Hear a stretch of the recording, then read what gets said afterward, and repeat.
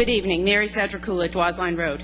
First of all, I'd like to thank Firemen Peter Schmidt and George Finn, who responded to an emergency at one of my neighbor's house, and I was there, and they acted professionally and with dignity, and were able to get him into the hospital, and thank God he's doing much better. So thank you very much.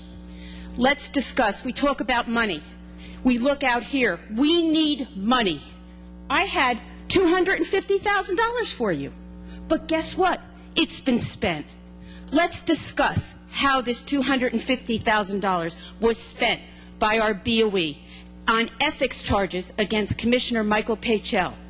The BOE filed 7 charges against Pachel, 3 of which were dismissed. Here are the dismissed charges. You decide if our money has been well spent.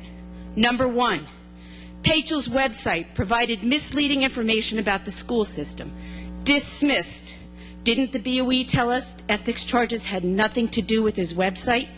Number 2, Pachel wrote an editorial in a local newspaper that the BOE claimed provided misleading information to the public. Dismissed. In his editorial, Pachel clearly stated these were his opinions, not the BOE's.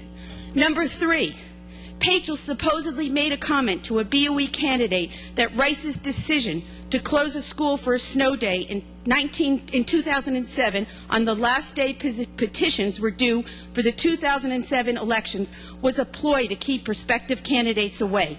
Dismissed. $250,000 and counting. 2 of the remaining counts against Pachel are, 1, that he independently met with the Clifton City Council to discuss board matters related to the purchase of Globe properties. BOE candidate Jim Daly recently told the public that it was he who arranged the meeting and that Councilman Igler and Fusco attended, as well as BOE Commissioner Michael Ursioli. The other charge is that Pachel unilaterally tried to hire somebody as a principal. Councilman Ward, you publicly stated at a BOE meeting that the ethics charges better warrant spending this kind of money. Well, Mr. Ward, please tell the public if you think these 5 charges that I just read are worth over $250,000 of taxpayer money, money that could have gone to prevent these layoffs. Councilman Igler and Fusco, please tell us more about this meeting. Did this meeting warrant an ethics charge? Channel 9 was here tonight. That's the story they should have covered.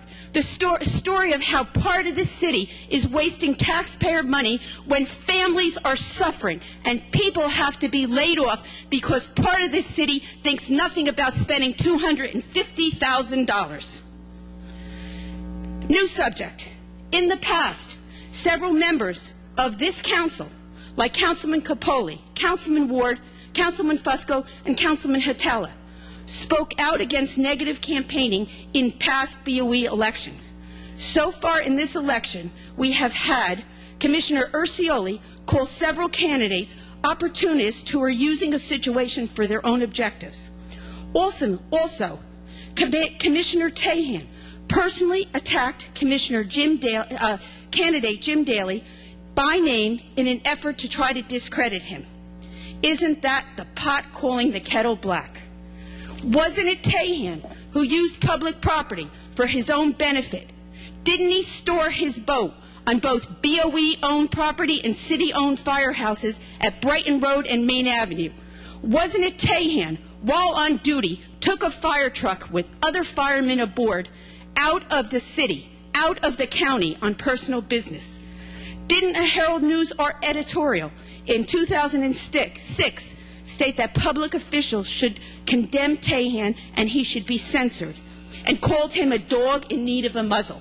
Speak out against negative campaigning. You did it in the past, do it now.